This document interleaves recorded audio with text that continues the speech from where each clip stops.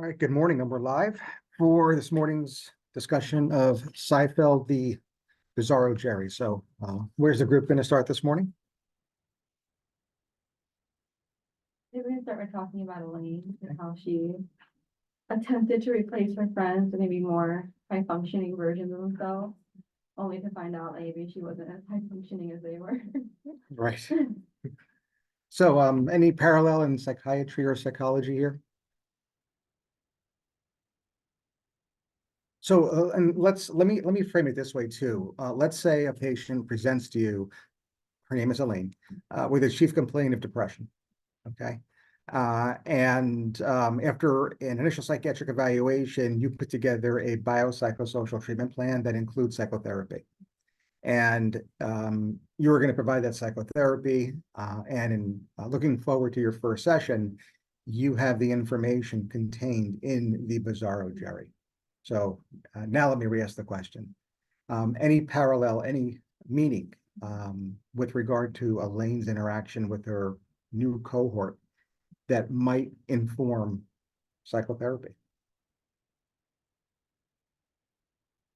I mean, I think a lot of themes are pointing to opposites in the episode. So I would say opposites, maybe allowing her to have some self-reflection that would maybe come through therapy, and really kind of getting to know herself better too, because she saw that, as you mentioned, that she also contributed to some of the same traits that maybe she found initially a little like antagonizing in her friends, but now she's realizing that like she has those too.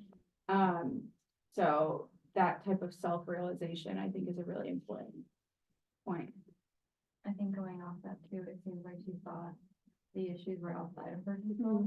She had like an external locus of control when really there should have been an internal locus of control, and she had more insight to how she was contributing to cycles and her friendships.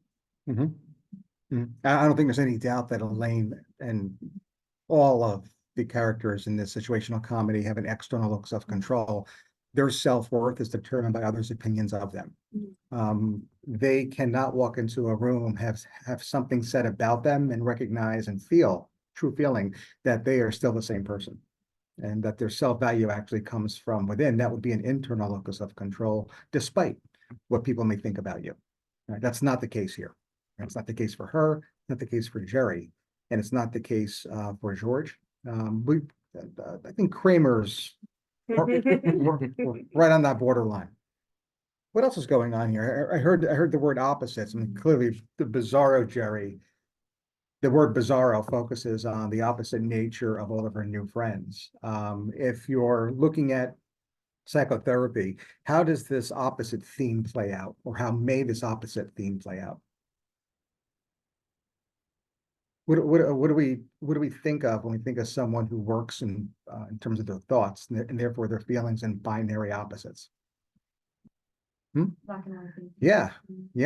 I just wonder if there's something there with regard to a cluster B personality, right? And in further support of that, I also heard that our formulation of Elaine in this particular episode has a lot to do with not only self-reflection, but how her own thoughts and feelings are reflected back to her. So when she's surrounded by friends who reflect the same values, she believes that they are a problem and moves away from them, only to realize, again, reflected by her new friends, her Bizarro friends, that she also embodies a lot of those same qualities, right? Any parallel there with regard to reflecting back and actually drawing these types of conclusions? With that projection a little bit, because it seems like these are qualities she has, but she's attributing it to her friends, right? So that might be. Could be, absolutely. And even if her friends do have the qualities that Elaine and we would all agree have, that doesn't mean that she's not projecting. So that's something to consider strongly. Yeah. Keeping within the same cluster though. So if Elaine is maladaptively and rigidly employing the defense mechanism of splitting, it probably will incur some risk with regard to her developing borderline personality disorder, right? On the other hand, keeping within that same cluster, like antisocial, narcissistic, as well as histrionic, reflecting back self-worth, what might it, what another personality disorder that we might consider that would cluster with borderline? Narcissism, right? Narcissism. Right, right, exactly right. So you're not wrong, and I think we could really kind of tie this together with regard to the or discussing the derivation of this term. Right. So who here has studied Greek mythology? You want to tell us the story of Echo and Narcissus? Drowns himself trying to find his reflection in like a river. Wow. Basically, that's how it felt him because he's so enamored of himself. Well, near death. Yeah, he like nearly drowned in the river behind to find himself in the reflection. Which also kind of shows he has poor insight about what he ends and others begin because he's like thought he was in love with himself. Yeah, and then it really gets borne out in the actual pathology itself. So, I mean, the dialogue or the story actually starts with Echo, right? So Echo's got this wonderful gift that she could talk to anyone for any length of time and is taken advantage of by the god of Olympus. I mean, the god Zeus, because as he's having these extramarital affairs, his wife has to be kept occupied. So he introduces Echo to Hera. Hera's talking to Echo nonstop, and Zeus is out doing what Zeus does best, right? Now Zeus gets caught, and who gets blamed? Who does Hera blame? Echo. Why? And I want to, your answer has to be a psychological term, perhaps another defense mechanism. I don't think it's splitting. Displacement. I mean, her anger is towards her husband, but unfortunately, he is the top god of Olympus. So sorry. So displaced anger goes towards Echo. What happens? Does anybody remember what Hera does to Echo? She takes away her voice, right? She takes away her very gift, right? So now all this maiden can do is repeat the final word spoken to her, hence Echo, right? So now what happens next is arguably the earliest and perhaps even the best depiction of somebody dying from depression. And that she just withers away to nothing, so that the only thing we could hear now is her voice, right? And if you still go to a canyon or a forest, you can still hear Echo. She'll repeat the last word back to you. Now, the actual reason why she dies is because of unrequited love, because after her gift is actually taken away from her, she meets Narcissus, and she falls instantly in love with him at first sight. Unfortunately, the conversation doesn't go well. Right. She can't speak to Narcissus unless Narcissus speaks to her. And only then can she say the last word spoken. So Narcissus is less than interested. And he shuns her, and that's when she dies. Now, the other gods of Olympus actually see this and take revenge for Echo. And they turn or they provide the same curse, bestow the same curse on Narcissus. You too will fall in love with the very first person you meet, and it will be also unrequited. And as soon as that happens, he sees his reflection in a river, and he can't pull himself away. Right? That's Narcissus. Now, before he dies, the gods of Olympus take pity on him and turn him into the Narcissus, turn him into a daisy, which still grows on the muddy beds of rivers. Right? But that is a derivation of the term. The individual who understands that their self-worth is only which is reflected back. Unless you tell them that they are good, they really don't believe it. That's the narcissist, right? So that's what we have to provide in psychotherapy, is this idea that your self-worth actually comes from within, right? And that requires going back and relearning that self-worth at an age where that should have been bestowed or internalized, which is what? It might start as early as 2, right? If you believe Freud. Right? But that's Narcissus, and that is the narcissistic personality disorder. The individual who has that low self-esteem, who believes, at least subconsciously, that their self-worth is bestowed by others, external locus of control, and as a result is very arrogant and haughty as a defense. Right? That becomes their crystallized personality trait.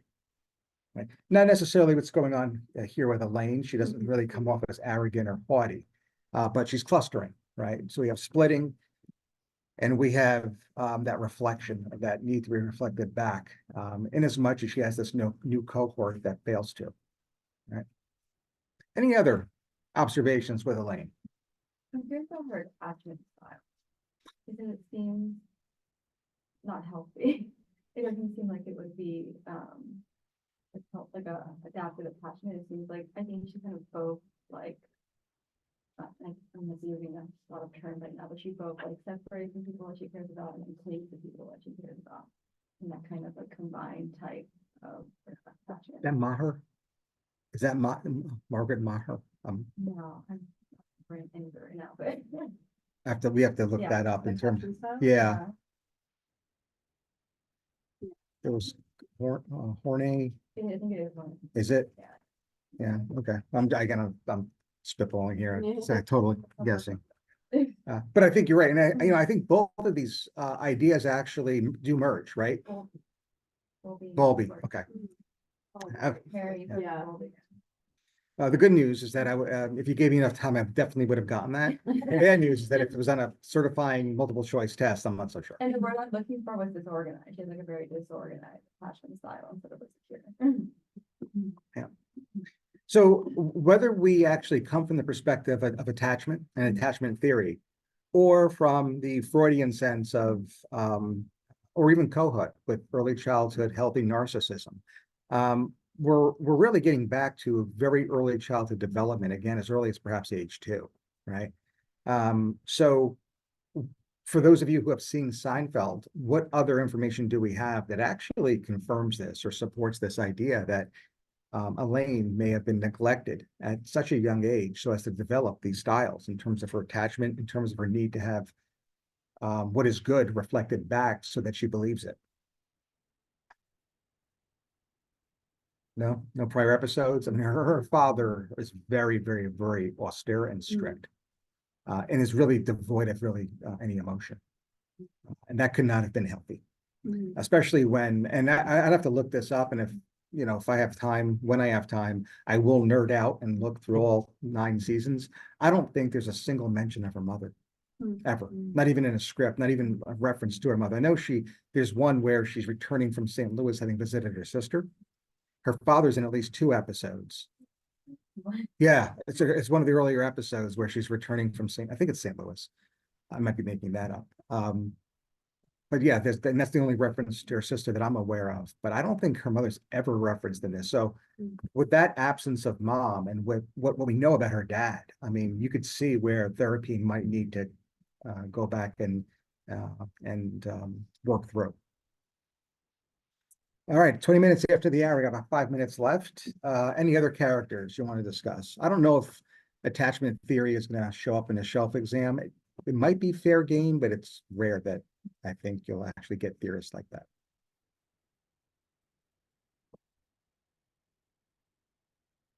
Any of the characters come to your attention? The Bizarro Jerry. I mean, we were kind of talking about Kramer. Yeah, he had a good role in the episode. Yeah, so I guess like unpacking that, like he was trying to help someone with the printer and then like he didn't end up helping them and then end up taking a job, but it wasn't a real job.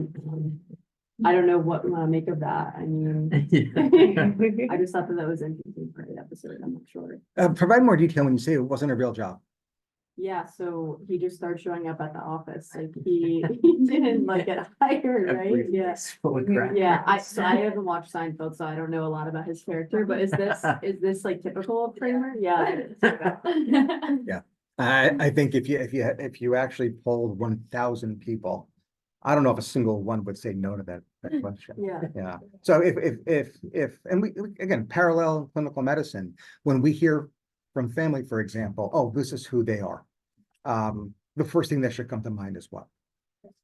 Yeah, that what you're seeing is not a change from previous functioning, right? Meaning that it's probably not a mental disorder that's defined by episodes. So it's not likely bipolar. It's not likely a depressive disorder. What it is likely would be a personality disorder, this pervasive character trait or traits that define who they are, and then if and when they become maladaptive, perhaps a personality disorder, right? maladaptive, and resulting in clinically significant deficits in functioning, like vocational functioning, right? So that's who Kramer is, no doubt about that. And would you be surprised if any of his family members, upon providing collateral information, said that, yeah, I mean, he does, march to the beat of his own drum? Would you be surprised at all by that comment? No. So if that's the case, and if we're thinking personality disorders, what cluster do you think we might be focusing on when diagnosing or discussing Kramer? Yeah, it's A. Yeah, it's A. Individuals who are odd and eccentric might actually be, when maladaptive, suffering from a cluster A personality disorder. Now, the schizoid personality is the individual who has maladaptive fantasy as a very characteristic defense mechanism. So this autistic retreat into this inner world to provide some protection from the outer world or the real world without frank psychosis. So very withdrawn, emotionally detached, and living in a quote unquote fantasy world. Here, fantasy is really specific to the defense mechanism, right? So it's the same defense mechanism, and we'll do with Kramer exactly what we did with Elaine, going back to early childhood experiences. If we see a young Kramer, 3, 4, or 5, engaging in fantasy as a defense mechanism, what might we be observing? Give me an example. When do children utilize this defense? Dissociate? Yeah, right, which is completely normal, right? When developmentally appropriate, right? So when your 4-year-old tells you that their imaginary friend did X, Y, and Z, do not call me. Don't text me. It's completely normal, right? For Kramer, it's not. And there is an episode, and I always reference this. At some point, I probably should find the episode's title, where Kramer's talking about one of his friends. And Jerry stops him and says, "These friends that you talk about, how come we never met them?" We did, right? Yeah. I have to look it up, right? Again, I referenced that line so many times.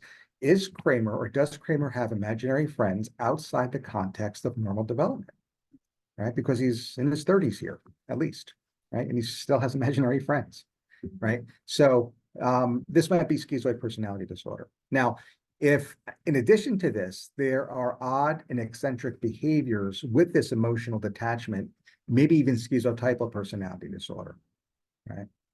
And then finally, the third and final cluster A personality is the paranoid personality, the individual with the cardinal trait of pervasive suspiciousness of others, right? Which on some episodes, Kramer absolutely does manifest. He does demonstrate. So again, does Kramer have multiple characteristics shared by all three? Sure, that's why we call that a cluster. Does he actually meet the required number of criteria for any one? Probably. Okay. A little bit beyond the scope of our discussion this morning, but that's an ultra brief introduction to the cluster A personality disorders through Kramer.